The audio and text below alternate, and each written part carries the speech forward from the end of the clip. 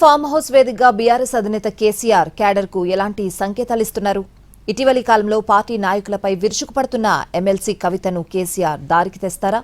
మరికొన్ని రోజుల్లో జరగనున్న స్థానిక సంస్థల ఎన్నికలకు సంబంధించి ఎలాంటి వ్యూహాలు రచిస్తున్నారు?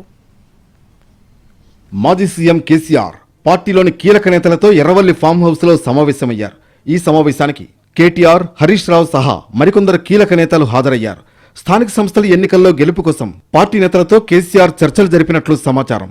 అలాగే అసెంబ్లీ సమావేశాలు, కాళేశ్వరం ప్రాజెక్టు రిపోర్టు తదితర అంశాలు చర్చకు వచ్చినట్లు తెలుస్తోంది. మరోవైపు తెలంగాణ జాగృతి అధ్యక్షురాలు ఎమ్మెల్సీ కవిత తన తండ్రి బీఆర్ఎస్ అధ్యక్షుడు కేసీఆర్ ను కలుసుకున్నారు. కవిత చిన్న కుమారుడు ఉన్నత విద్య కోసం అమెరికా వెళ్లనున్నారు. ఈ పరిస్థితుల్లో అతనికి తన తల్లిదండ్రుల ఆశీర్వాదం ఇప్పించేందుకు కవిత అత్తింటి వారితో కలిసి ఫామ్ హౌస్ కు వెళ్లారు. ఆదివారం తెల్లవారుజామున తన కుమారుడితో కలిసి కవిత అమెరికాకు బయలుదేరి వెళ్లనున్నారు. 15 రోజుల పాటు కవిత అమెరికాలో ఉండనున్నారు.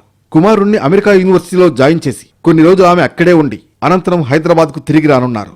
ఇప్పటికే కవిత పెద్ద కుమారుడు అమెరికాలో ఉన్నత విద్యను పూర్తి చేసుకున్న సంగతి తెలిసిందే. ఇక తల్లిదండ్రుల ఆశీర్వాదం తీసుకున్న తర్వాత కవిత తన కుటుంబ సభ్యులతో కలిసి హైదరాబాద్ బయలుదేరి వెళ్లనున్నారు.